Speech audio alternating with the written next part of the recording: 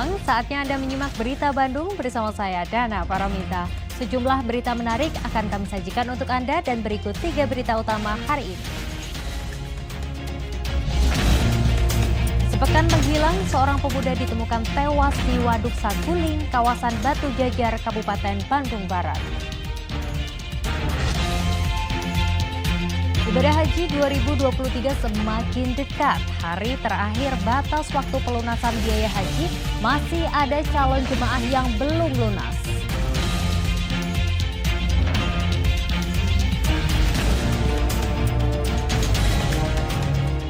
Soal dugaan guru yang kena pungli, Bupati Pangandaran menyimpulkan ada intimidasi dan ancaman terhadap guru yang jadi korban.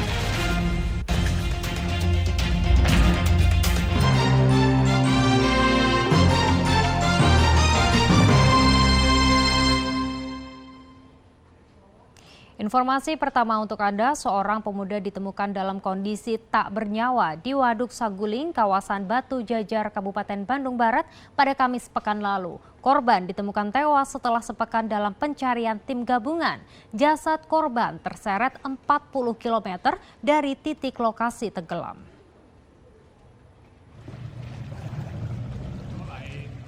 Tim pencari gabungan menemukan jasad Jajang Fauzan, pemuda berusia 22 tahun dalam kondisi tak bernyawa di Waduk Saguling, kawasan Batu Jajar, Kabupaten Bandung Barat. Jasad tersebut kemudian dibungkus kantong jenazah dan dimasukkan ke ambulan untuk selanjutnya dibawa ke rumah duka di kawasan Solokan Jeruk, Kabupaten Bandung. Tim gabungan dari Basarnas, BPBD, dan unsur kepolisian dilibatkan dalam pencarian terhadap korban sejak 7 Mei 2023 atau hampir sepekan lalu. Tubuh korban ditemukan mengambang tersangkut di tepi Waduk Saguling atau terseret sekitar 40 km dari titik lokasi tenggelam di Sungai Citarum, kawasan Solokan Jeruk, Kabupaten Bandung. Kondisi ditemukan meninggal masih menggunakan kostum Anoman seperti saat kejadian dipakai. Menurut pihak keluarga, korban sebelumnya tengah mengikuti pagelaran seni di bantaran Sungai Citarum menggunakan kostum wayang. Namun ia tiba-tiba meloncat ke sungai dan sempat diselamatkan warga. Tak lama berselang saat menari, korban kembali meloncat untuk kedua kalinya ke Sungai Citarum, sehingga akhirnya terseret derasnya air dan dinyatakan hilang. Dia lari, masuk lagi. Oh, jadi sempat tercebur. Sempat tercebur itu sampai 2 kali. Polisi yang menyelidiki kasus ini memastikan tidak ada tanda-tanda kekerasan pada tubuh korban dan murni akibat kecelakaan. Pihak keluarga juga menolak untuk autopsi dan menganggap peristiwa ini sebagai musibah. Muhammad Abbas melaporkan dari Kabupaten Bandung Barat. Seorang pengendara motor wanita meninggal dunia akibat kecelakaan di Jalan Raya Bandung Cirebon, Desa Padanaan, Kecamatan Paseh, Kabupaten Sumedang pada Kamis pekan lalu. Polisi mencari truk yang kabur usai insiden tersebut. Video amatir ini memperlihatkan korban kecelakaan di Jalan Raya Bandung Cirebon, kawasan Warung Buah, Desa Padanaan, Kecamatan Paseh, Kabupaten Sumedang. Korban yang merupakan seorang perempuan tewas di tempat kejadian. Menurut warga, korban diketahui sudah tergeletak di tengah jalan yang menurun dan berkelok. Diduga korban yang datang dari arah Bandung menuju Cirebon kurang berhati-hati mengendarai motor sehingga terjatuh dan terlindas oleh truk yang datang dari arah berlawanan. Setelah insiden tersebut, truk yang terlibat kecelakaan langsung kabur. Nah, udah ada tergeletak, cewek, motor kepala pecah. Itu meninggal langsung di tempat ya, Pak? Meninggal langsung di tempat. Korbannya langsung dibawa kemana, Pak? Langsung ke rumah sakit. Pak, kalau tadi ada truk yang berhenti nggak di sini atau kabur gimana, Pak? Kalau truknya kabur. Korban diketahui bernama Iis Setiawati, berumur 33 tahun, warga Desa Cinuru, Jalaksana, Kabupaten Kuningan. Kasus kecelakaan ini ditangani unit Gakum Satlantas Polres Sumedang. Agun Gunawan melaporkan dari Kabupaten Sumedang. Seorang bocah yang sedang mengejar layangan putus di Kaduk Ora, Kabupaten Garut, menjadi korban tabrak lari seorang pengendara motor. Pelaku diduga adalah seorang pelajar. Peristiwa tabrak lari diduga terjadi di kawasan Kadung Ora, Kabupaten Garut.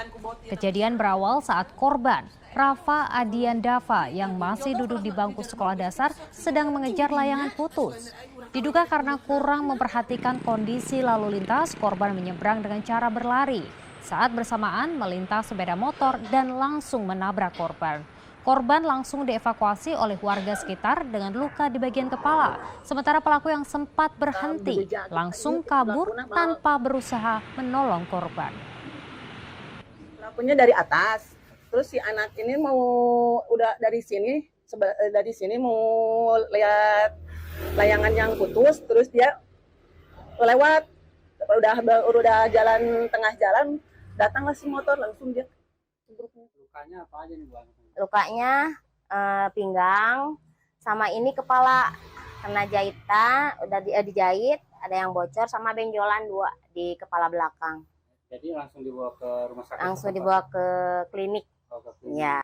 Informasi lainnya untuk Anda, kecelakaan lalu lintas yang melibatkan anggota DPRD Kabupaten Majalengka terjadi di Jalan Raya Sukamulya Cigugur, Kabupaten Kuningan. Akibat kecelakaan tersebut, seorang pengendara motor menderita patah kaki. Wisnu Saputra, 21 tahun, warga desa Babakan Mulia, Kecamatan Cigugur, Kabupaten Kuningan terbaring lemas di Rumah Sakit 45. Wisnu yang mengendarai motor terlibat tabrakan dengan sebuah mobil yang dikendarai anggota DPRD Kabupaten Majalengka, Liling Alimukti, di Jalan Raya Sukamulya, kawasan Cigugur, Kabupaten Kuningan pada Kamis malam pekan lalu. Tabrakan bermula saat anggota DPRD tersebut melaju dari arah Kuningan. Diduga saat itu mobil melaju dengan kecepatan 80 hingga 100 km per jam. Mengalami gangguan mata silindris, diduga pengemudi mobil tak sempat melihat korban yang mengendarai motor dari arah berlawanan sehingga tabrakan pun tak terhindarkan. Akibatnya pengendara motor menderita patah kaki. Karena kondisi malam hari gelap, di keterangan dari pengemudi Toyota Fortuner, jadi tidak melihat ada keberadaan si pengemudi sepeda motor. Kecepatan tinggi atau gimana kemudian? Kecepatan rata-rata ya, sekitar 80 sampai 100 ya. Karena gelap, jadi tidak melihat ada pengemudi sepeda motor itu. Sementara itu, kecelakaan beruntun terjadi di ruas Pantura Subang melibatkan 3 kendaraan truk, yakni truk diesel, truk gandengan, serta truk tangki Pertamina dan sebuah becak. Kecelakaan berawal saat ketiga kendaraan truk tersebut melaju dari arah Cirebon menuju Jakarta. Di Jalan Pantura Pamanukan, sebuah sepeda motor terjatuh di depan truk Colt diesel sehingga pengemudi truk berusaha melakukan pengereman. Di saat bersamaan, truk tangki Pertamina yang melaju dari belakangnya sedang disalip kendaraan truk gandengan. Akibat adanya pengereman mendadak di depan, ketiga kendaraan akhirnya saling tabrak dari belakang serta menyeret sebuah becak yang ada di kiri jalan. Untuk pengendara sepeda motor melarikan diri. Ada luka-luka Bang? Luka-luka di bagian badan, namun luka ringan. Pada saat kita mau bawa ke rumah sakit malah melarikan diri. Di depan itu ada sepeda motor rubuh, orangnya jatuh ke kiri, di tengah jalan kiri, terus motornya di sebelah kanan. Nah, di depannya mobil gandengan, itu ada kondektor berhenti karena ada motor rubuh di posisi kiri, gandengan nyalip saya. Beruntung tidak ada korban jiwa dalam musibah ini. Agung Gunawan dan Zainal Arifin melaporkan dari Kabupaten Kuningan dan Kabupaten Subang. Kebakaran hebat melanda 2 rumah sekaligus tempat usaha warung dan pom bensin eceran di Kabupaten Indramayu pada Kamis malam pekan lalu. Api yang berasal dari tempat usaha bensin eceran dengan cepat membesar dan melumat habis seisi warung serta 2 rumah. Diduga kebakaran terjadi akibat korsleting listrik pada mesin pom bensin.